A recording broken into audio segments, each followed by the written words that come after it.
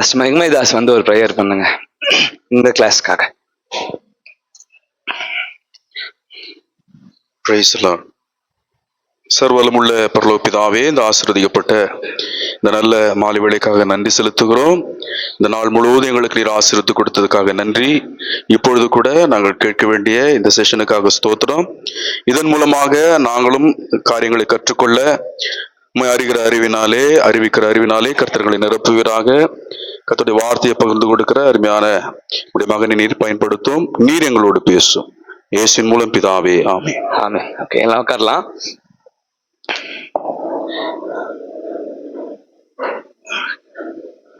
Okay,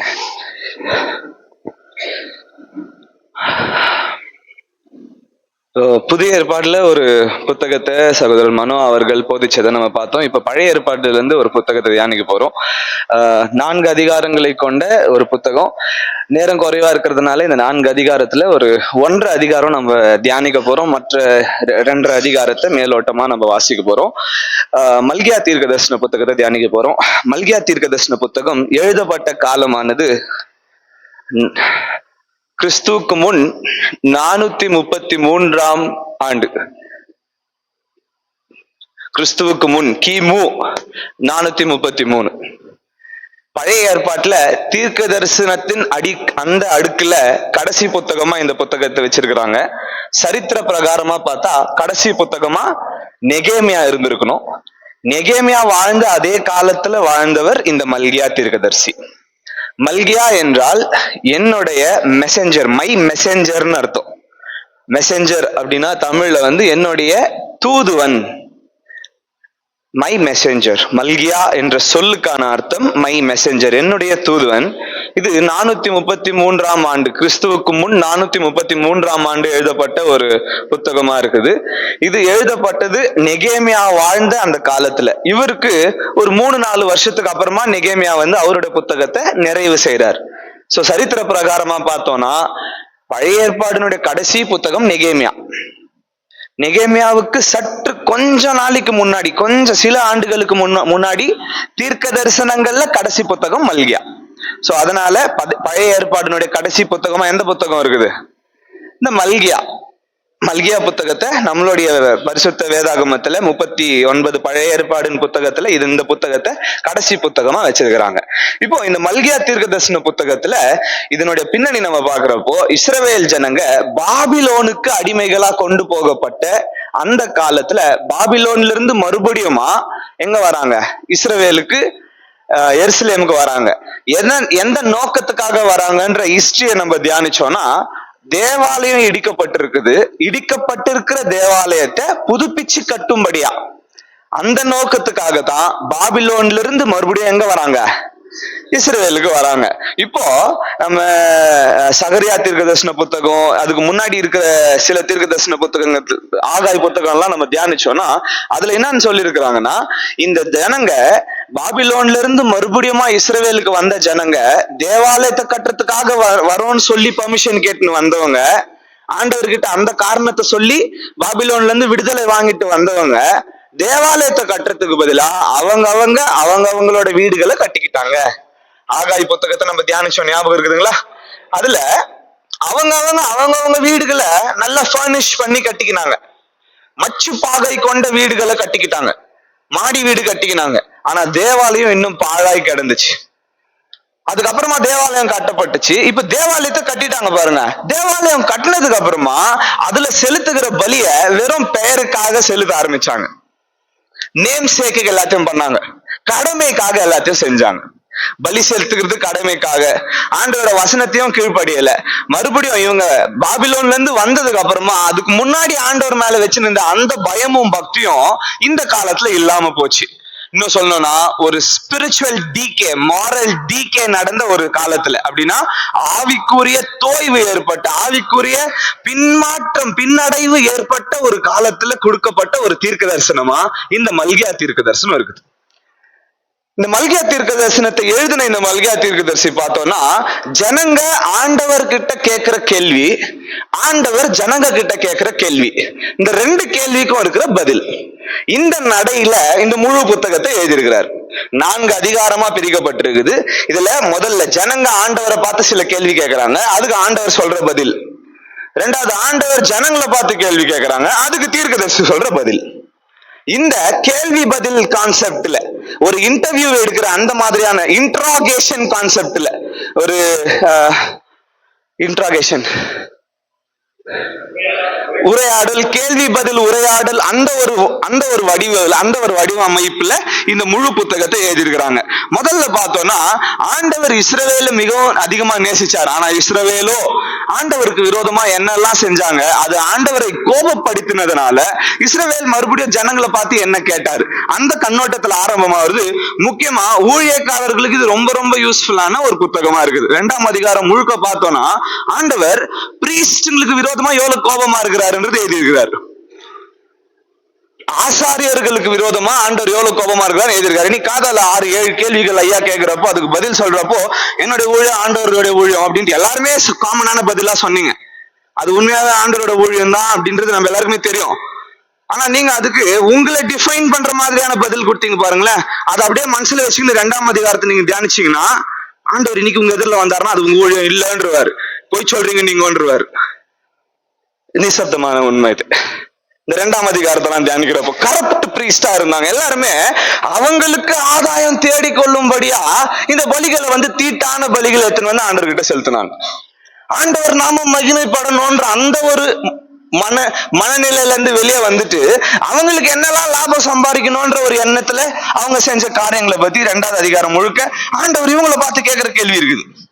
மறுபடியும் 3ஆம் அதிகாரத்துக்கு வந்தோம்னா தேவாலயத்துல செலுத்துகிற பலியை பத்தியும் காணிக்கை தசம பாகங்களையும் இவங்க எப்படியெல்லாம் டிஃபைல் பண்ணிட்டாங்க, எப்படியெல்லாம் தீட்டுப்படுத்திட்டாங்க அப்படின்றத பத்தி 3ஆம் அதிகாரத்துல. கடைசியா 4ஆம் அதிகாரத்துல அவர் வரப்போகிற பயங்கரமான நாளை குறித்து, ஆண்டவருடைய வரப்போகிற நாள், ஜட்ஜ்மெண்ட் டே அப்படின்னு சொல்லுவாங்கல்ல நம்மளுடைய கிறிஸ்தவத்துல, ஆண்டவருடைய 2ஆம் வருகையில இருக்க போகிற அந்த பயங்கரமான நாள். உதாரணத்துக்கு ஒரு டீச்சரு ஹோம்வொர்க் கொடுக்குறாங்க. ஹோம்வொர்க்கை எழுதிட்டு வந்துட்டு இருக்கிற பசங்களுக்கு பயம் இல்லாம தைரியமா உட்காருவாங்க. ஹோம்வொர்க் எழுதாத பசங்க கிளாஸ்ல எப்படி இருக்குவாங்க? இப்ப 2 மனநிலையோட ஸ்டூடெண்ட்ஸ் கிளாஸ்ல இருக்குவாங்க. எழுதிட்டு இருக்கிறவங்க டீச்சர் வரப்போறாங்க என்ன பாராட்ட போறாங்கன்ற மனநிலையில, எழுதாதவங்க டீச்சர் கண்டுபிடிச்சிட்டாருன்னா என்ன பண்ணுவாரு தெரியலையே அப்படின்ற ஒரு பயத்துல. ஆண்டவர் மேல பயம் இல்லாதவங்களுக்கு, பயம் இல்லாம எழுதின்னு வராதவங்களுக்கு அந்த பயங்கரமான நாள். ஆனா அதுவே ஹோம்வொர்க் எழுதின்னு வந்துட்டு தைரியமா உட்காரவங்களுக்கு அது மகிழ்ச்சியின் நாள். இதை பத்தி 4ஆம் அதிகாரத்துல எழுதியிருக்கிறார். இந்த 4 அதிகாரத்துல இருக்கிற அந்த டைவர்சிட்டி பார்த்தோம்னா நம்ம இதை ஒவ்வொரு வசனமா தியானிக்கிறப்போ நம்மளுடைய ஆவிக்குரிய வாழ்க்கைக்கு ரொம்ப ரொம்ப முக்கியமான ஒரு புத்தகமா இந்த புத்தகம் இருக்குது. முதல்ல மல்கியாவின் தீர்க்கதரிசன புத்தகம் 1 அதிகாரம் 5 வசனங்களை யாராவது ஒருத்தர் தமிழ்ல சத்தமா வாசிங்க.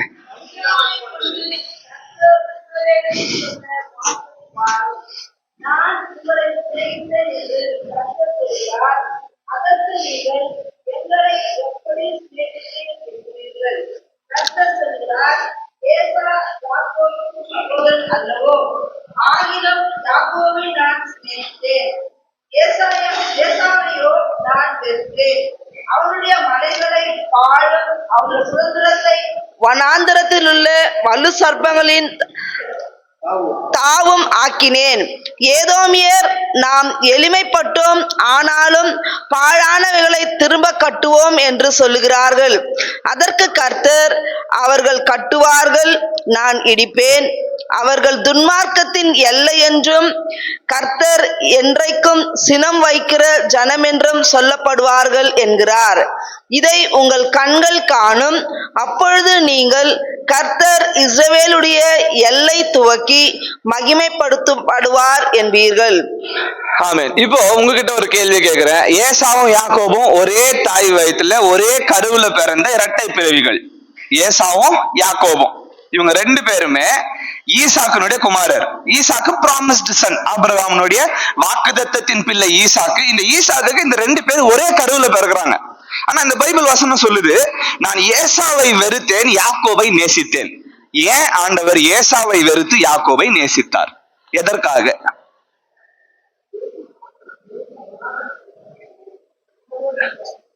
வனாந்தரத்துல இருக்கிறவங்க ஆண்டவரோட இருக்க மாட்டாங்க அப்படின்னு சிஸ்டர் சொல்றாங்க. நான் சொல்ல, வனாந்தரத்துல இருக்கிறவங்க தான் ஆண்டவரோட இருக்குவாங்க. யோவான் ஸ்நானகன் பைபிள் சொல்லுது. ஓகே, எதற்காக ஆண்டவர் ஏசாவை வெறுத்து யாக்கோபை நேசித்தார்? ஓகே ஓகே ஓகே வேற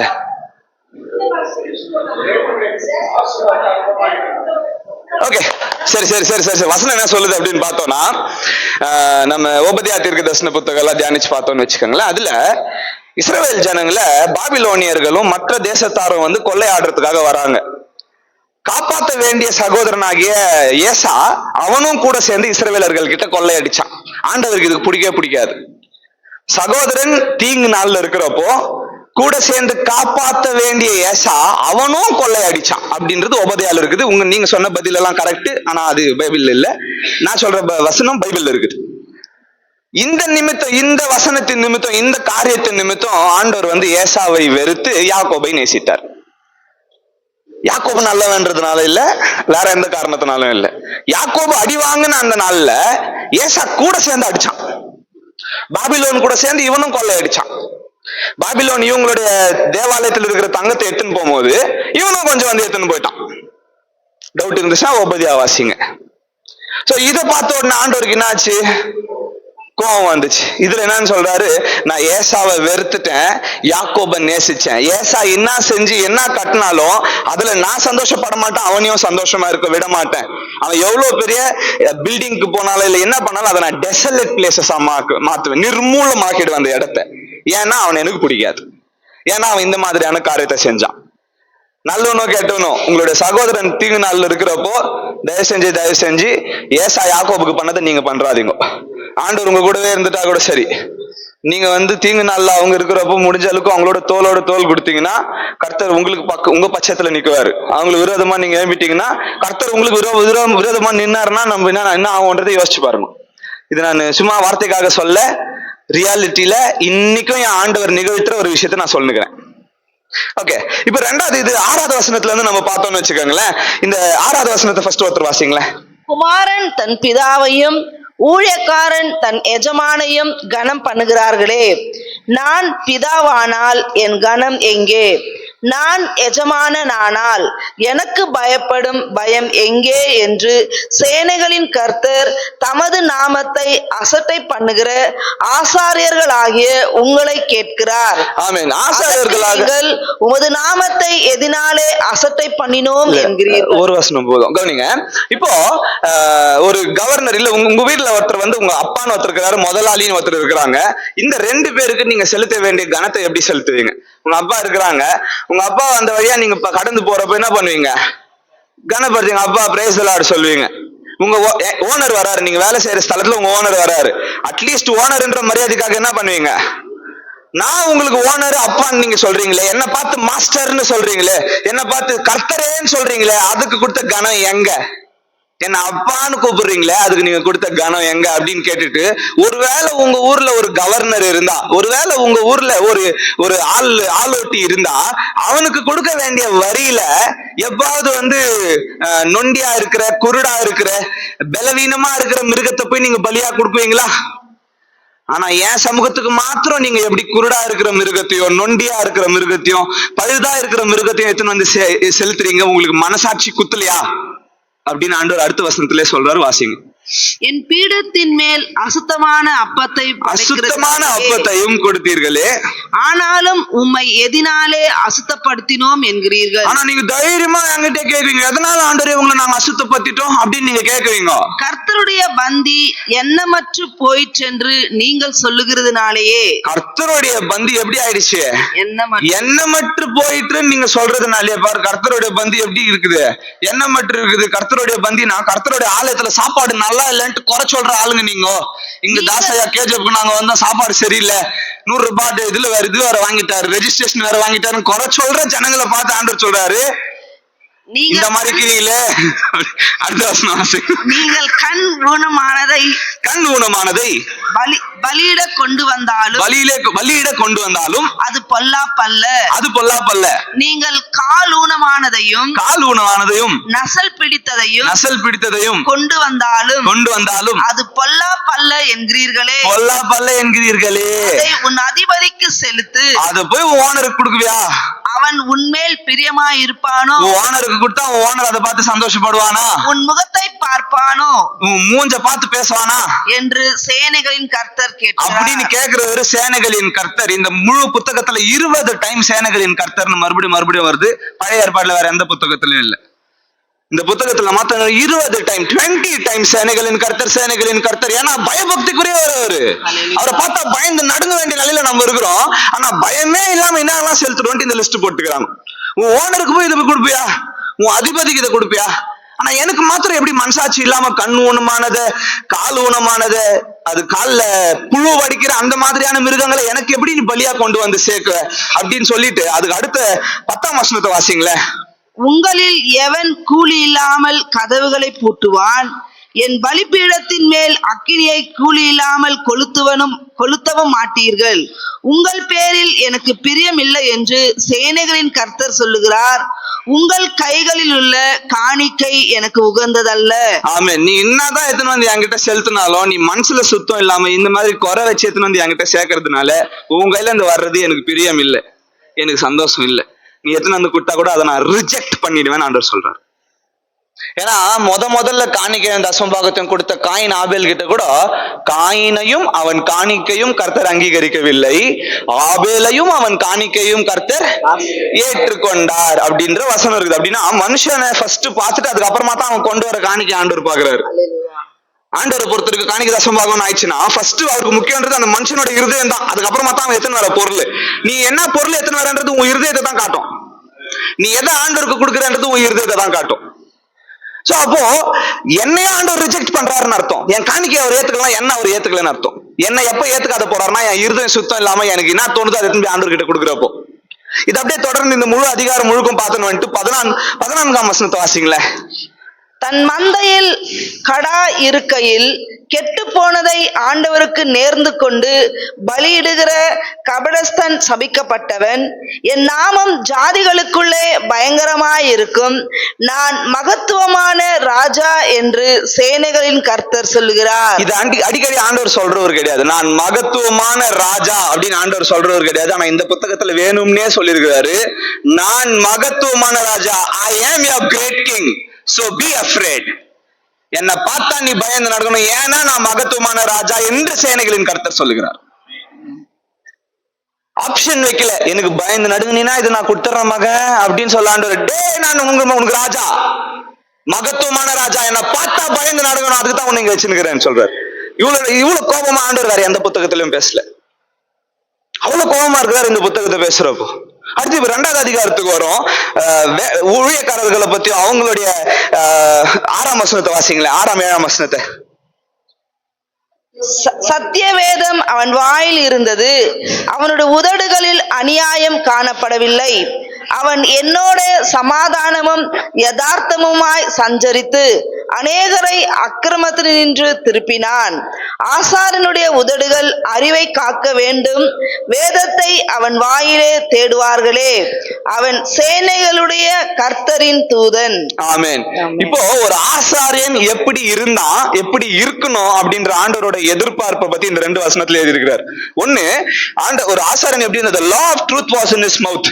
ஆண்டவருடைய சத்திய 6ஆம் வசனம் மறுபடியும் போடுங்களேன். 6ஆம் வசனத்துல அவன் வாயில் இருந்தது, சத்திய வேதம் அவன் வாயில் இருந்தது, அவனுடைய உதடுகளில் அநியாயம் காணப்படவில்லை. அப்போ ஒரு பிரீஸ்ட் பார்த்தோம்னா எப்பவுமே சத்திய வேதத்தை மற்றவர்களுக்கு போதிக்கிற ஸ்தலத்துல ஒரு போதகன், ஒரு ஆசாரன் இருக்கிறான். அதே நேரத்துல 2வது லைன் என்னன்னு சொல்லுது, அவனுடைய உதடுகள் அநியாயம் காணப்படவில்லை. அவன் அநியாயமா யார்கிட்டும் ஜட்ஜ்மெண்ட் கொடுக்க மாட்டான். ஒருவேளை இந்த ரெண்டு விஷயமும் நீங்க பண்றவங்களா இருந்தா உங்களை பாராட்டுவேன். ஆனா இது 2 விஷயமும் நீங்க பண்ணலன்னா நீங்க மாற வேண்டிய நிலையில இருக்கிறீங்க. சத்திய வேதம் உங்களோட உதடுகள்ல இருக்கணும். அதே நேரத்துல யாருக்கும் அநியாயம் சொல்றவங்களா நீங்க இருக்கக்கூடாது. நம்ம சபைகள்ல கூட நம்ம கிட்ட கவுன்சிலிங்க்கு வந்தாலோ இல்ல நம்ம கிட்ட அட்வைஸ் கேட்டு வந்தாலோ யாருனால நமக்கு ஆதாயம் இருக்குதோ அவங்களுக்கு சப்போர்ட்டா நம்ம நிக்கவே கூடாது. அப்படின்னு ஆண்டவர் என்ன பண்ணுவாருன்னு அடுத்த வசனத்துல பாருங்க. ஆசாரனுடைய உதடுகள் அறிவை காக்க வேண்டும், ஆசாரனுடைய உதடுகள் அறிவை காக்க வேண்டும், வேதத்தை அவன் வாயிலே தேடுவார்களே. ஏன்னா ஆசாரியன் தான் உங்களுடைய விசுவாசிக்கு பைபிள். நாங்க இப்ப கூட சொல்றோம் பாருங்களேன், நம்மளுடைய சபைகள்ல நம்ம செய்தி என்ன கொடுக்குறோமோ அதுதான் 100% சத்தியம் நம்புறவங்க தான் நம்ம கூட இருக்கோம். யாரும் நீங்க என்னென்னலாம் சொல்றீங்களோ அதெல்லாம் கரெக்டா இல்லையான்னு வீட்டுக்கு போய் திருப்பி கிராஸ் ரெஃபர் எல்லாம் பண்ண மாட்டாங்க. பாஸ்டர் சொல்லிட்டாரு அது கரெக்ட். ஒத்துக்கிறீங்களா? சீரியஸா ஒத்துக்கிறீங்களா? நம்ம சபையில இருக்கிறவங்க நம்ம தான் அவங்களோட வாக்கிங் பைபிள், நம்மளதான் அவங்க வேதாகமா படிக்குவாங்க. ஏன்னா நம்மளுடைய வாயில இருந்து புறப்படுகிற வார்த்தை முழுக்க ஆண்டவர் பேசுறதுன்னு நம்பிடுறாங்க அவங்க.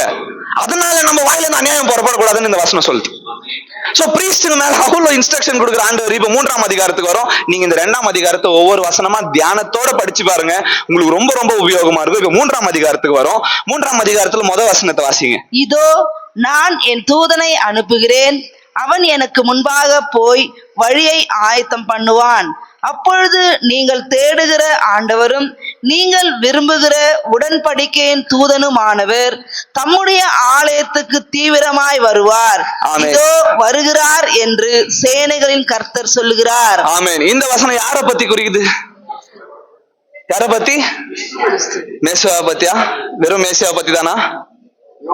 ஆக்சுவலா 2 பேரை பத்தி. பாஸ்டர் சொன்ன மாதிரி யோவான் ஸ்நானகனை பத்தியும் மேசியாவை பத்தியும். யோவான் ஸ்நானகன் இந்த மேசியாவுக்கு முன்னோடியா வர போறாருன்றத பத்தியும், அதே நேரத்துல மேசியாவும் வர போறாருன்றத பத்தி இந்த ஒரு வசனத்துல இருக்குது. இதோ உங்களுக்கு யார அனுப்புறேன், I am sending my messenger and he will prepare the way before me. அவன் எனக்காக வழியை ஆயத்தப்படுத்துவான். அப்படியே புதிய ஏற்பாடுல நம்ம படிச்சோம்னா, நம்ம யோவான் ஸ்நானகனோட வாழ்க்கையை பத்தி படிக்கிறப்போ எதுக்காக யோவான் ஸ்நானகன் வந்தார்?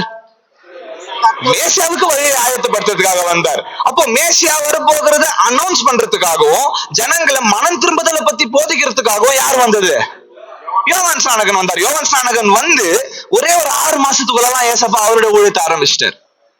Not even 6 months, 6 மாசத்துக்குள்ள கிறிஸ்து ஊழியத்தை ஆரம்பிச்சிட்டாரு. இது ரெண்டுத்தையுமே இந்த ஒரு வசனத்துல இருக்குது. ஆனா 2வது வசனத்தை வாசிங்களேன். ஆனாலும் அவர் வரும் நாளை சகிப்பவன் யார்? அவர் வெளிப்படுகையில் நிலை நிற்பவன் யார்? அவர் புடமிடுகிறவனுடைய அக்கினியை போலவும் வண்ணாருடைய சவுக்காரத்தை போலவும் இருப்பார். ஆமென். இதுல இந்த சவுக்காரம் என்ற வார்த்தையை நம்ம உபயோகப்படுத்துறதே விட்டுட்டோம். ரொம்ப இங்கிலீஷ்காரங்களாயிட்டோம். நம்ம சோப்புன்னு சொல்ல ஆரம்பிச்சிட்டோம். சவுக்காரம்னா சோப்புன்னு அர்த்தம். நம்ம குளிக்கிறப்போ துணி துவைக்கிறப்போ யூஸ் பண்றோம் பாத்தீங்களா, அதுதான் சவுக்காரம்னு சொல்லுவாங்க. தமிழ் வார்த்தை, தூய தமிழ் வார்த்தை, அது நல்ல சொல் சவுக்காரம். நம்ம சோப்புன்ற வார்த்தை யூஸ் பண்றோம். இங்க பாருங்க, ஏசப்பா வரப்போகிற இந்த மேசியா ஆனவர் எப்படி வருவாராம்? ஆனாலும் அவர் வரும் நாளை சகிப்பவன் யார்? யாரால அவர் வர நாளை தாங்க முடியும்? இது ஒருவேளை ஆண்டவரோட முதல் வருகை பத்தி குறிக்குதுன்னு நினைக்கிறீங்களா? அந்த பயங்கரமான நாளை பத்தி குறிச்சிருக்கிறார். வரப்போகிற அந்த பயங்கரமான நாளை பத்தி குறிச்சிருக்கிறார். ஏன்னா அந்த பயங்கரமான நாள்ல நான் ஏற்கனவே சொன்ன பாருங்க, ஹோம்வொர்க் எழுதிட்டவங்க எல்லாம் சந்தோஷமா இருக்குவாங்க, மேசியா வரப்போறாருன்ட்டு. ஹோம்வொர்க் எழுதாதவங்க, ஆண்டவர் பேச்சுக்கு கீழ்ப்படியாம வாழ்ந்துன்னு இருக்கிறவங்க, அவங்க எப்படி இருக்குவாங்க? பயந்து நடுங்க போற நாள். ஏன்னா வரவரு முறை வந்தது போல ஊழியம் செய்ய வந்தவர் 2வது வாட்டி ஊழியம் கொல்ல வராரு. 2வது முறை ராஜாவா வராரு. வேலைக்காரனா வரல, எல்லாரும் மேலே அன்பு பொழியிற ஆண்டவரா வரல, ஸ்ட்ரிக்டான ராஜாவா வராரு. சேனைகளின் கர்த்தரா வராரு, ஹைக்கிங்கா வராரு, மகாராஜாவா வராரு. இப்ப மகாராஜாவா வரப்போ யாருக்கும் செகண்ட் சான்ஸே கிடையாது. முறை நிறைய கோடிக்கணக்கான சான்ஸ் கொடுத்துறாரு நம்மளுக்கு. அவருக்கு பிடிக்காத செஞ்சா கூட மறுபடியும் மன்னிச்சு ஏத்துக்கிறாரு. ஆனா 2வது முறை ராஜாவா வரப்போ மன்னிப்பே கிடையாது. நம்புறீங்களா இது? இல்ல அப்போ எனக்கு செகண்ட் சான்ஸ் கிடைக்கும்னு நினைக்கிறீங்களா?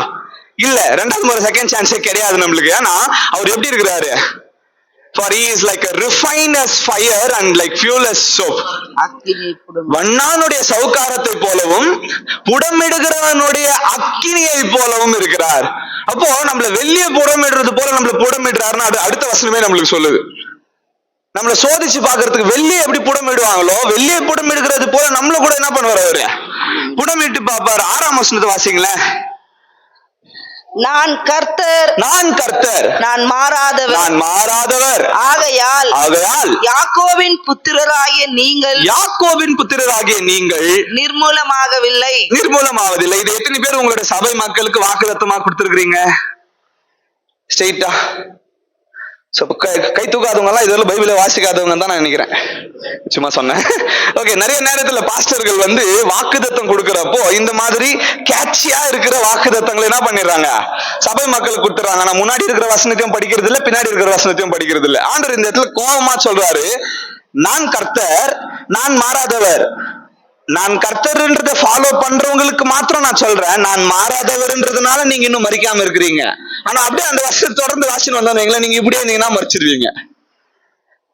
என் பின்னாடி மறுபடியும் நீங்க வரலன்னா மறைச்சிருவீங்க. போதுமான அளவுக்கு சான்ஸ் கொடுத்துட்டேன், இதுக்கப்புறமும் கொடுக்க மாட்டேன், என் பேச்சு கேட்கலன்னா நீங்க மறைச்சிருவீங்க. நான் கர்த்தர், நான் மாறாதவர், ஆகையால் யாக்கோபின் புத்திரராகிய நீங்கள்னா ஆவறது இல்ல, நிர்மூலமாவதில்லை. 7ஆம் வசனத்தை வாசிங்களேன். நீங்கள் உங்கள் பிதாக்களின் நாட்கள் தொடங்கி என் கட்டளைகளை கைக்கொள்ளாமல் அவைகளை விட்டு விலகி போனீர்கள். என்னிடத்திற்கு திரும்புங்கள், அப்பொழுது உங்களிடத்திற்கு திரும்புவேன் என்று சேனைகளின் கர்த்தர் சொல்லுகிறார். நாங்கள் எந்த விஷயத்தில் திரும்ப வேண்டும் என்கிறீர்கள்? ஆமென். இது கவனிங்களே, எல்லாரும் ஒரு செகண்ட் கவனிங்களே. இப்போ ஆண்டவர் சொல்றாரு, உங்க பிதாக்கள் கூட அடிக்கடி என் பேச்சை கேட்காத போயிட்டாங்க, நீங்களும் அதே போலவே இருக்கிறீங்க, நீங்க என்கிட்ட திரும்புங்க, நான் உங்ககிட்ட திரும்புறேன். ஆனா நீங்க மறுபடியும் என்னைய பார்த்து, ஏன் எப்போ நாங்க உங்களை விட்டு தூரம் போயிட்டோம், நாங்க எதுக்கு உங்க பக்கம் திரும்பணும்ட்டு நீங்கன்னா ரொம்ப கிளீன் ஹேண்ட்ஸ் மாதிரி என்னை கை கழுவிட்டு என்கிட்ட வந்து ரொம்ப சுத்தமானவர்கார் மாதிரி வேஷம் போடுறீங்க அப்படின்னு சொல்லிட்டு அடுத்த வசனமே காணிக்கை தசம் பக்கத்துக்கு வராரு. பாஸ்டர்களையும் சேர்த்து சொல்றாரு, விசுவாசிகளையும் சேர்த்து சொல்றாரு. 8ஆம் வசனத்தை வாசிங்க. மனுஷன் தேவனை வஞ்சிக்கலாமா? தமிழ்ல ரொம்ப டீசென்ட்டா, மனுஷன் தேவனை வஞ்சிக்கலாமா? வாசிங்க. நீங்களோ என்னை வஞ்சிக்கிறீர்கள். நீங்களோ என்னை வஞ்சிக்கிறீர்கள். எதிலே உம்மை வஞ்சித்தோம் என்கிறீர்கள்? எதிலே உம்மை வஞ்சித்தோம் என்றீர்கள்? தசமபாகத்திலும் காணிக்கைகளிலும் தானே. திருவிவிலியம் வச்சிருக்கிற யாராவது ஒருத்தர் இந்த வசனத்தை வாசிங்களேன். மல்கியா 3:8. திருவிவிலியம் வச்சிருக்கிற யாராவது ஒருத்தர் வாசிங்க. மனிதன் கடவுளை கொள்ளையடிக்க முடியுமா? நீங்கள் என்னிடத்தில் கொள்ளையடிக்கிறீர்கள். என்ன பார்த்து கேக்குறீங்க, எப்படி நாங்க உங்ககிட்ட கொள்ளையடிக்கிறோம்னு கேக்குறீங்க? நீங்கள் தர வேண்டிய 10 பங்காகிய தசமபாகத்திலும் காணிக்கையிலும் தான். ஓகே, கவனிங்க. தமிழ்ல வந்து இதை வஞ்சிக்கலாமா அப்படின்னு சொல்லிருக்காங்க. பட் இங்கிலீஷ்ல நீங்க போர்டுல பாத்தீங்கன்னா, will a man rob God?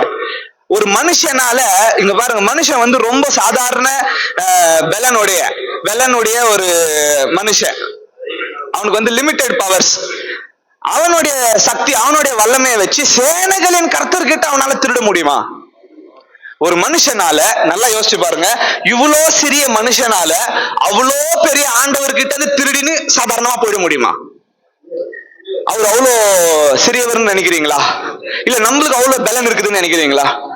எத்தனை பேர் சொல்றீங்க என்னால ஆண்டவர்கிட்ட திருட முடியும் அப்படின்னு? என் வல்லமையை உபயோகப்படுத்தி என்னால ஆண்டவர்கிட்ட திருட முடியும்னு யாராவது இருக்கிறீங்களா? யாருக்காவது அந்த ஸ்ட்ரென்த் இருக்குதுங்களா? ஆனா பைபிள்ல சொல்றது, ஆண்டவர் சொல்றாரு நம்மள பார்த்து, ஆண்டவர்கிட்ட யாராவது திருட முடியாது, ஆனா நீ திருடுறாங்க இல்ல. நம்ம கேட்குவோம் ஆண்டவர் பார்த்து, எப்படி ஆண்டவர் நான் உங்ககிட்ட திருடிட்டேன், எதுல ஆண்டவர் திருடிட்டேன் அப்படின்ட்டு திருடாத மாதிரி, திருடே பண்ணாத மாதிரி நம்ம கேட்குவோமா? அதுக்கு ஆண்டவர் சொல்றாரு, நீ எனக்கு கொடுக்க வேண்டிய 10 பங்கு உன் தசமபாகத்திலும் உன் காணிக்கையிலும் தானே. காணிக்கை அந்த தசமபாகத்தை ஆண்டவருக்கு கொடுக்காம போறது ஆண்டவர் பாக்கெட்ல கை வைக்கிறதுக்கு சமம்னு பைபிள் சொல்லுது. ஆண்டவர்கிட்ட ஒருத்தர் திருட முடியாதுன்னு நம்ம நினைக்கிறோம், ஆனா ஆண்டவர்கிட்டே திருட முடியும்ன்றது இந்த வசனம் தான் சொல்லுது. அவர் சேனைகளின் கர்த்தர் எவ்வளவு பெரியவரு, அவர் பாக்கெட்லயே கை வைக்கிறார். நம்பலாம் என்ன கில்லாடிங்க பாருங்களேன். அவருக்கு சேர்க்க வேண்டிய சேர்க்காத போறோம்னா நம்ம என்ன ஆளுங்க யோசிச்சு பாருங்க, நம்ம என்ன வித்தக்காரங்க நினைச்சு பாருங்க. ஆண்டவருக்கு கொடுக்க வேண்டிய காணிக்கை தசமபாகத்திலே நம்ம கை வைக்கிறோம்னா நம்ம எவ்வளவு மோசமானவங்க பாருங்க. யாராலையும் ஏமாத்தவே முடியாத அளவுக்கு சர்வ வல்லவர் அவர் பார்க்காத போது நேக்கா அவர் பாக்கெட்லயே திருன்னு போறோம்னா நம்ம என்ன கில்லாடிங்க பாருங்க. சிரிக்கிறீங்க. அடுத்த வசனத்தை வாசிங்களேன். நீங்கள் சபிக்கப்பட்டவர்கள், ஜனத்தாராகிய நீங்களோ என்னை வஞ்சித்தீர்கள். என்னை ஏமாத்தி எனக்கு சேர வேண்டிய பங்கை என்கிட்ட என்ன பண்ணிக்கிட்டீங்க, புடுங்கிக்கிட்டீங்க. என்னை ஏமாத்தி எனக்கு கொடுக்க வேண்டிய பங்கை எனக்கு கொடுக்காம போயிட்டீங்க. நீங்க ஜனங்க எல்லாரும் ஒட்டுமொத்த தேசமும் சேர்ந்து என்ன பண்ணிட்டீங்க, என்னை ஏமாத்திட்டீங்க. எதுல ஏமாத்தணும் அப்படின்னு நீங்க கேட்குவீங்க, நீங்க கொடுக்க வேண்டிய காணிக்கை தசமபாகத்துல தான். நீங்க பாஸ்டரா இருக்கலாம், உடன் ஊழியரா இருக்கலாம், விசுவாசியா இருக்கலாம், யாரா வேணாலும் இருக்கலாம். காணிக்கை தசமபாகமானது உங்களுக்கும் ஆண்டவருக்கும் உண்டான தனிப்பட்ட உறவு சம்பந்தப்பட்ட விஷயம். நீங்க பாஸ்டர் ஆயிட்டீங்கன்றதுனால நான் தசமபாகம் போட வேண்டிய அவசியம் இல்லைன்ற நீ ஒரு வார்த்தை நீங்க சொன்னீங்கன்னா நீங்க தப்பா பேசுறீங்கன்னு அர்த்தம். ஆண்டவருக்கு அது பிடிக்காத ஒரு காரியம். நீங்க பாஸ்டர் இல்ல ரெவரண்ட் போப் ஆண்டவராவே ஆயிட்டா கூட உங்களோட வருமானத்துல 10ல் 1 பங்கு 10% ஆண்டவருக்கு தான் சொந்தம். நீங்க ஏத்துக்கினாலும் ஏத்துக்கலனாலும் எனக்கு கவலை இல்லை. ஆனா நான் வசனத்துல இருக்கிறதா சொல்லுகிறேன். காணிக்கையும் தசமபாகம் யாருக்கு சொந்தம்? ஆண்டவருக்கு சொந்தம். அது அவருக்கு கொடுக்காம போனா அவர்கிட்ட இருந்து திருடுறதுக்கு சமம். நான் சொல்ல, பைபிள் சொல்லு. தமிழ் பைபிள் ரொம்ப பாலிஷ்டா வஞ்சிக்கலாமா அப்படின்ட்டு இருக்குது. ஆனா திருவிவிலியம்லயும் இங்கிலீஷ் பைபிள்லயும் கொள்ளையிடுகிறீர்கள், என்கிட்ட இருந்து திருடுறீங்க, பிக் பாக்கெட் அடிக்கிறீங்க,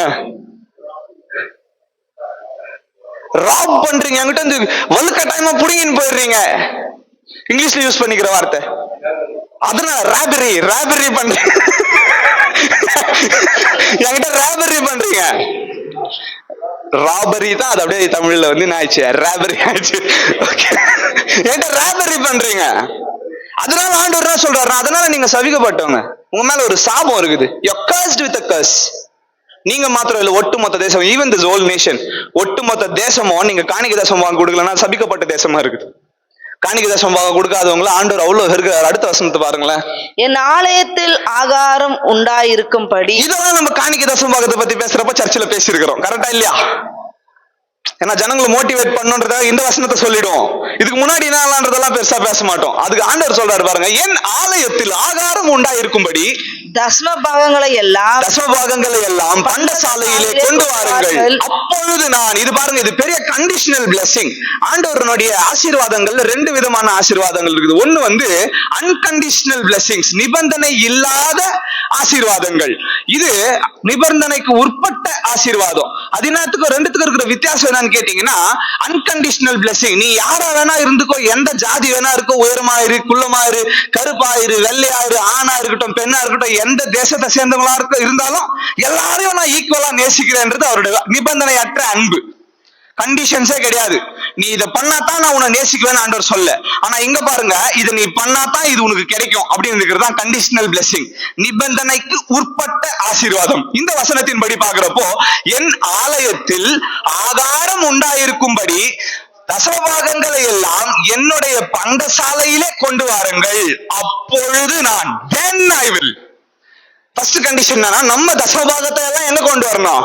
அவரோட ஆலயத்துக்கு, அவரோட பண்டசாலைக்கு கொண்டு வந்தால் அப்பொழுது நான் வானத்தின் பல கனிகளை திறந்து, அவருடைய ஸ்டோர் ஹவுஸ் வானத்துல இருக்குது பாருங்க, அவருடைய பரலோகத்துல அவருக்குன்ட்டு ஒரு ஸ்டோர் ஹவுஸ் இருக்குது பாருங்க, அதனுடைய விண்டோஸை திறந்து பல கனிகளை திறந்து இடம் கொள்ளாமற் போகு மட்டும். ஆண்டவரே போதும், என்னால வாங்கி வச்சுக்க முடியலன்னு நீங்க சொல்ற வரைக்கும் உங்கள் மேல் ஆசீர்வாதத்தை வருஷிக்க மாட்டேனோ. வருஷிக்க மாட்டேனோன்ற அந்த வசனத்தை மாத்திரம், அந்த ஒரு லைனை மாத்திரம் அண்டர்லைன் பண்ணீங்க. வருஷிக்கிறது என்ன தெரியுங்களா? தண்ணியில போட்டு அமுக்குறது. எனக்கு எங்க அப்பா ஸ்விம்மிங் சொல்லி கொடுக்குறப்ப வேணும்னே ஒரு 10 செகண்ட் 20 செகண்ட் தண்ணி உள்ள அமுக்குவாரு, திணறின்னு ஏஞ்சின்னு வருவார். அந்த மாதிரி திணறி போகிற அளவுக்கு ஆசீர்வாதத்துல என்ன முக்கிடுவார் ஆண்டவர். ஆசீர்வாதத்துல நான் திணறி போற அளவுக்கு என்ன முக்கிடுவாரா, அது சொல்லுது. அதனால் அதுல வர்ஷிக்க மாட்டேனோ என்று அதனால் என்னை சோதித்து பாருங்கள் என்று சேனைகளின் கர்த்தர் சொல்லுகிறார். இந்த வசனம் எனக்கு ரொம்ப ரொம்ப பிடிச்ச வசனம். இந்த முழு புத்தகத்துல இந்த வசனம் எனக்கு ரொம்ப பிடிச்ச வசனம். ஏன் அப்படின்னா, முழு பைபிள்லயே பைபிள் நம்மளுக்கு ரெக்கமெண்ட் பண்றது, உன் தேவனாகிய கர்த்தரை பரீட்சை பாராமல் இருப்பாயாக. கரெக்டுங்களா? பழைய ஏற்பாடு அதான் சொல்லுது. சாத்தான் கிட்ட ஏசப்பா நேரடியா சொன்னது அதான், உன் தேவனாகிய கர்த்தரை என்ன பண்ணக்கூடாது, பரீட்சை பார்க்க கூடாது, நீ வந்து டெஸ்ட் பண்ணக்கூடாது. ஏன்னா ஆண்டவரை டெஸ்ட் பண்ணினா நீ செத்துருவ. ஆண்டவரை டெஸ்ட் பண்ணிட்டு நீ உயிரோடு இருக்க முடியாது. தேவனாகிய கர்த்தரை பரீட்சை பாராமல் இருப்பாயாக. ஆனா முழு பைபிள்ல 66 புத்தகங்கள்ல இந்த ஒரு வசனம் மாத்திரம் சொல்லுது, என்ன நீ சோதிச்சு பார்க்கலாம், யூ கேன் டெஸ்ட் மீ. ஆண்டவர் பாருங்களேன், முழு பைபிள்ல ஒரே ஒரு வசனத்தை மாத்திரம் எக்ஸப்ஷனலா எனக்கு டெஸ்ட் வைக்கலாம். என்ன டெஸ்ட் வைக்கலாம்? உனக்கு கடன் பிரச்சனை இருக்குதுப்பா, எனக்கு வந்து நீ காணிக்கை தசமபாகம் கொடுக்கணும். கடன் அடைக்கிறதா, வட்டிக்காரருக்கு கடன் அடைக்கிறதா, இல்ல காணிக்கை தசமபாகம் கொடுக்கிறதா, எது நியாயம்? கடன்ல இருந்தீங்கன்னா இப்படி பேச மாட்டீங்க. வட்டிக்காரன் வீட்டுக்கு வந்து திட்டினான்னா அப்படி பேச மாட்டீங்க. தலைக்கு மேல கடன் மூழ்கி போயிடுச்சுன்னா அப்படி பேச மாட்டீங்க. ஆண்டவர் பார்த்து நம்மளே கேள்வி கேட்க ஆரம்பிச்சிருவோம், ஏன் ஆண்டவர் இவ்வளவு ஊழியம் செய்யறேன்னு இன்னும் கடன்ல வச்சிருக்கிறீங்களே. அப்ப லாஜிக்கலா நம்மளுக்கு ஒரு யோசனை தோணும், இந்த மாசம் நம்ம காணிக்க கொடுக்க வேண்டிய காசுல என்ன கொடுத்துடலாம், வட்டி கொடுத்துடலாம், அவங்களுக்கு கொடுக்க வேண்டிய காசு கொடுத்துடலாம். ஏன்னா அவங்க அவ்வளவு அசிங்கமா நம்மளை திட்டுவாங்க. ஆனா ஆண்டவர் என்ன சொல்றாரு தெரியுங்களா, எனக்கு சேர்க்க வேண்டிய என்னோட பங்கை என்கிட்ட கொடுத்துரு, எனக்கு டெஸ்ட் வச்சுப்பாரு, காணிக்க தசமாக என்கிட்ட கொடுத்துட்டு ஒரு ஜெபம் பண்ணு. ஆண்டவரே, வட்டிக்காரர் வந்து திட்டுவாங்க, கடன்காரர் வருவாங்க, நான் அவங்களுக்கு கொடுக்க வேண்டிய அந்த ஒரு போர்ஷனை தரேன்ட்டு ஏமாத்திட்டு உங்களோட தசம்பாகத்தை உங்ககிட்ட கொடுத்துட்டுக்கிறேன், என் நிலைமை அறிஞ்சிருக்கிறீங்க, நீங்க என்னை பாத்துக்குங்கன்னு ஒரு ஜெபம் பண்ணுங்க. அப்பொழுது நான் வானத்தின் பல கனிகளை திறந்து போதும் போதும் ஆண்டவரே போதும் போதும்னு சொல்ற அளவுக்கு உன் மேல ஆசீர்வாதத்துல உன்னை மூழ்கடிக்காம போவேனோ என்று அதனால என்ன டெஸ்ட் வச்சு பாருன்னு சேனைகளின் கர்த்தர் சொல்லுகிறார். ஆண்டவர்கிட்ட கொடுத்து ஆசீர்வாதங்களை பெற்றுக்கொண்ட ஒரு எக்ஸ்பீரியன்ஸ் இருக்குது பாருங்களேன். இதை நம்ம எவ்வளோ எடுத்து சொன்னாலும் அதுவா நீங்க அதை அனுபவிக்கிற வரைக்கும் அதுல இருக்கிற மகிழ்ச்சி உங்களுக்கு தெரியாது. ஆண்டவருக்கு கொடுத்து ஆசீர்வாதத்தை பெற்றுக்கொள்ற ஒரு அனுபவம் இருக்குது பாருங்களேன், அதை யார் சொன்னாலும் உங்களுக்கு புரியாது. அதை நீங்களா அனுபவிக்கிறப்பதான் அதுல இருக்கிற மகிழ்ச்சி, உங்களுக்கு அந்த ருசியை வந்து நீங்க காண முடியும். நான் குழந்தையா இருக்கும் போதுல இருந்தே முதல்ல என் வாழ்க்கையில நான் கத்துக்கிட்ட பாடம் இந்த காணிக்கை தசம்பாகத்தை பத்தி தான். ரொம்ப சின்ன பையன், ஒரு 6-7 வயசு இருக்கும். சர்ச்சுக்குன்னு போறப்போ பாஸ்டர் கம்பல்சரி, பாஸ்டர் பிள்ளைங்கன்னா கம்பல்சரி சர்ச்சுக்கு போகணும், எக்ஸப்ஷனே கிடையாது. நோடி ஐசியூல இருந்தா கூட சர்ச்சுக்குள்ள வந்துடணும், இதுதான் ரூல்ஸ். 10 ரூபாய் டாடி குத்துட்டு இது காணிக்க போட சொல்லுவாரு. அப்போ பாக்கெட் கையில காசு வாங்கிட்டு என்ன பண்ணிடணும், காணிக்க போடணும். ஏன் எதுக்குன்னு கேட்கல. ஒரு கட்டத்துக்கு வந்த உடனே அப்பாவும் அம்மாவும் மாசத்துல வாரத்துல எங்க 2 பேரும், நானு, என் தம்பி, அப்பா, அம்மா 4 பேரும் கையை பிடிச்சி ஜெபம் பண்ணுவோம். இவங்க 2 பேர் கையிலும் காசு இருக்கும். ஏன்னா இதுன்ட்டு எங்களுக்கு அப்ப தெரியல. அவங்க முதல்ல எங்களுக்கு சொல்லி கொடுத்தது என்னன்னா, அவங்களுடைய வருமானம் வந்த உடனே, சம்பளம் வந்த உடனே ஜெபம் பண்ணிட்டு அதுல இருந்து முதல்ல தசமபாகத்தை எடுத்து வச்சிருவாங்க. இன்னும் ஒரு படி மேல போய் சொல்லணும்னா, எங்க அப்பா அம்மா எங்களுக்கு சொல்லி கொடுத்தது 10% தசமபாகம் எக்காரணத்தை கொண்டு வைக்கவே கூடாது, குறைஞ்சது 20% வைக்கணும்னு சொல்லி கொடுத்தாங்க. குறைஞ்சது 20%. நீங்க நம்புறீங்களோ இல்லையோ, என் வாழ்நாள் முழுக்க என் குடும்பம் 20% குறைவா நாங்க தசமபாகம் வச்சதே இல்லை. என் சம்பளத்துல நான் 20% குறைவா நான் தசமபாகம் வச்சதே இல்லை. இவ்வளவுதான் நீங்க பாக்குறீங்க இல்ல, இதெல்லாம் ஆண்டவர் அதை பார்த்து கொடுத்தாரு. இந்த தசம்பாக காணிக்கை நம்ம கொடுக்குறப்போ இந்த ஜபத்தை பண்ணிட்டு இதே வார்த்தையை சொல்லி ஜபம் பண்ணிட்டு காணிக்கை தசம்பாகத்தை குறைஞ்சது 20% நாங்க ஆண்டரோட சமூகத்துல சேர்த்துட்டு எங்க குறையெல்லாம் ஆண்டர்கிட்ட சொல்றப்போ அந்த குறையெல்லாம் மறுபடியும் சொல்ற அளவுக்கு அவர் வச்சுக்கிறதே கிடையாது. என்ன குறை இருந்தாலும் குறையில அவர் நடத்துனதே கிடையாது. நாங்க ஒன்னும் பிறக்கும் போதே பான் வித் சில்வர் ஸ்பூன்லாம் கிடையாது. எங்க அம்மா ஒன்னும் ஒரு 2000 சவரன் நகை போட்டுன்னு வந்துட்டு மைசூர் மகாராஜா வீட்டு பொண்ணெல்லாம் எங்க அம்மா கிடையாது. எங்க அப்பா ஒன்னும் மைசூர் மகாராஜா வீட்டு பையன் எல்லாம் கிடையாது. இருந்த வருமானத்துல காணிக்கை தசம்பாகத்தை ஆண்டவரோட சமூகத்துல சேர்க்கிறப்போ கிடைக்கிற மகிழ்ச்சி எங்களுக்கு ரொம்ப சின்ன பசங்களா இருக்கும் போதுல இருந்தே சொல்லி கொடுத்து வளர்த்தான். நான் சாவர வரைக்கும் இது மறக்க முடியாத அளவுக்கு எனக்கு சொல்லி கொடுத்துட்டாங்க. ஏன்னா இந்த வசனம் சொல்றது போலவே இதுல ஆண்டவருக்கு டெஸ்ட் வச்சு பார்த்தோம்னு வச்சுக்கோங்களேன், இதுல அவர் சோதிச்சு பார்த்தோம்னு வச்சுக்கோங்களேன், நம்ம போதும்னு சொல்ற அளவுக்கு ஒரு ஆசீர்வாதங்களை நம்ம மேல வைக்குவாருன்றது இந்த வசனமே நம்மளுக்கு சாட்சியா இருக்குது. இவ்வளவுத்தையும் சொல்லிட்டு அடுத்து 11ஆம் வசனத்தை வாசிங்களேன்.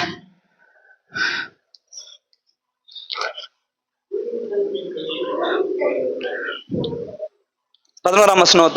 பூமியின் கனியை பட்சித்து போடுகிறவைகளை உங்கள் நிமித்தம் கண்டிப்பேன், அவைகள் உங்கள் நிலத்தின் பலனை அழிப்பதில்லை. வெளியில் உள்ள திராட்சை கொடி பழமில்லாமற் போவதும் இல்லை என்று சேனைகளின் கர்த்தர் சொல்லுகிறார். ஆமென். இந்த 11ஆம் வசனத்திலயோ 12ஆம் வசனத்திலயோ நீங்க இதை சரியா செஞ்சுட்டீங்கன்னா உங்க தேசத்துல இருந்து ஒட்டுமொத்த உலகத்துக்கும் நான் ஆசீர்வாதங்களை என்ன பண்ண வைப்பேன், ஓவர்ஃப்ளோ பண்ண வைப்பேன். உங்ககிட்ட இருந்து அது புறப்பட்டு போகும்படியா நான் உங்களை ஆசீர்வதிப்பேன். ஏன்னா சொல்றது யாரு, சேனைகளின் கர்த்தர். சேனைகளின் கர்த்தரை நம்பி நீங்க இதை செஞ்சீங்கன்னா நான் இப்படி உங்களை நடத்துவேன்னு சொல்லிட்டு இப்ப 4ஆம் அதிகாரத்துக்கு வரோம். இந்த 4ஆம் அதிகாரத்துல ஒரு வசனத்தை மாத்திரம் பார்த்துட்டு நம்ம இந்த முழு புத்தகத்தை முடிக்கலாம். 4:2 வாசிங்க. ஆனாலும் என் நாமத்துக்கு பயந்திருக்கிற உங்கள் மேல், ஆனாலும் என் நாமத்திற்கு பயந்திருக்கிற உங்கள் மேல் நீதியின் சூரியன் உதிக்கும், நீதியின் சூரியன் ஆகிய கிறிஸ்து உதிப்பார். அதன் செட்டைகளின் கீழ் ஆரோக்கியம் இருக்கும், அவருடைய செட்டைகளின் கீழ் ஆரோக்கியம் இருக்கும். நீங்கள் வெளியே புறப்பட்டு போய் கொழுத்த கன்றுகளை போல வளருவீர்கள். இந்த கிறிஸ்துவனுடைய செட்டைகளின் கீழே வளர நீங்க வெளியே புறப்பட்டு போனா எப்படி இருப்பீங்க, கொழுத்த கன்றுகளை போல இருப்பீங்க. கொழுன்னு வெறும் சரீர பிரகாரமா மாத்திரம் இல்லாம, என்ன போல இனியவன் போல சரீர பிரகாரமா மாத்திரம் இல்லாம ஆவிக்குரிய ரீதியாவும் எப்படி இருக்குவீங்க, நல்லா கொழுன்னு இருக்குவீங்க. ஏன்னா நீங்க வந்து அடைஞ்சிருக்கிற இடம் எந்த மாதிரி, நீதியின் சூரியனுடைய செட்டைகளின் கீழே வந்திருக்கிறீங்க. அவரோட செட்டைகளின் கீழே நீங்க வந்துட்டீங்கன்னா சாப்பாடுக்கு பஞ்சம் இல்ல, சேஃப்டிக்கு பஞ்சம் இல்ல, எதை பத்தியும் உங்களுக்கு கவலை இல்ல. அப்போ அந்த நீதியின் சூரியனுக்கு கீழே வந்துட்டதுக்கு அப்புறமா அந்த மாதிரி செழிப்பா கொழுப்பா ஆண்டவர் நம்மளை நடத்துவார், கொழுமையா ஆண்டவர் நம்மளை நடத்துவார். இப்போ இந்த முழு புத்தகத்தை முடிக்கிறப்ப பார்த்தோம்னா மல்கியா தீர்க்கதரிசி இங்கிலீஷ்ல ஸ்பெஷலா பாக்குறப்போ கடைசியா இந்த முழு புத்தகம் முடிகிறப்போ கர்ஸ்ன்ற வார்த்தையோட முடியும், சாபம்ன்ற வார்த்தையோட இந்த புத்தகம் முடியும். தமிழ் பைபிள்ல மொழிபெயர்த்து இருக்கிறவங்க அந்த வார்த்தையோட இது முடியக்கூடாதுன்றதுனால 4ஆம் வசனத்துல இதுல இருக்கிற 6ஆம் வசனத்தை வச்சுட்டாங்க. இங்கிலீஷ் பைபிள் இருக்கிற 6ஆம் வசனத்தை 4ஆம் வசனமாகவும் 4ஆம் வசனத்தை 6ஆம் வசனமாகவும் வச்சுட்டாங்க. ஏன்னா முழு பைபிள் முடிகிறப்போ, முழு பழைய ஏற்பாடு முடிகிறப்போ சாபம்ன்ற வார்த்தையோட முடியக்கூடாது.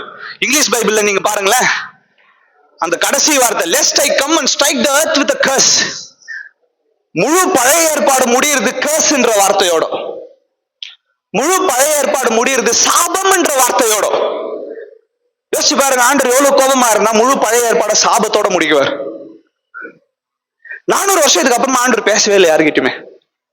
400 years, 400 வருஷம், ஆல்மோஸ்ட் 430 வருஷம் ஆண்டவர் யார்கிட்டயுமே பேசல. அதுக்கப்புறமா நம்மளுக்கு நடந்ததெல்லாம் தெரியும். யோவான் ஸ்நானகன் வராரு. இப்போ ஒரு புதிய ஏற்பாடு வசனத்தை 1 வாசிச்சு இந்த புத்தகத்தை நிறைவு செய்யலாம். மத்தேயு 5ஆம் அதிகாரம் 3ஆம் வசனத்தை திருப்பி வச்சுக்கோங்க, யாரும் வாசிக்காதீங்க. மத்தேயு 5:3 திருப்பிக்கங்க. 400 வருஷம் ஆண்டவர் சைலண்ட் இயர்ஸ். 400 வருஷம் ஆண்டவர் மறுபடியும் ஜனங்க கிட்ட பேசவே இல்லை.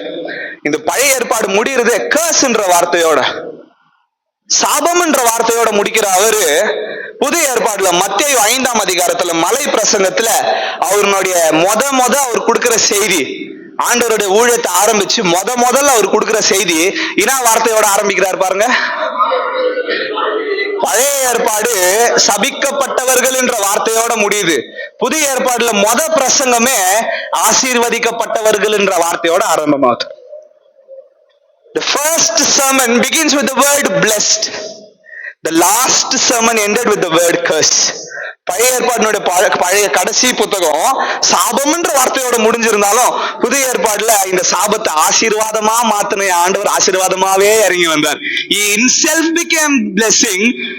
அவர் அவருடைய செய்தியில் என்னன்ற வார்த்தையோட ஆரம்பிக்கிறாரு, ஆசீர்வதிக்கப்பட்டவர்கள், பாக்கியவான்கள் அப்படின்ற வார்த்தையோட ஆரம்பிக்கிறார். ஓகே, இப்ப இந்த மல்கியா பத்தி ஒரு கம்ப்ளீட் எண்ட் நம்மளுக்கு வேணும் இல்ல, முடிவு நம்மளுக்கு வேணும் இல்ல. இன்னும் எனக்கு 3 நிமிஷம் இருக்குது.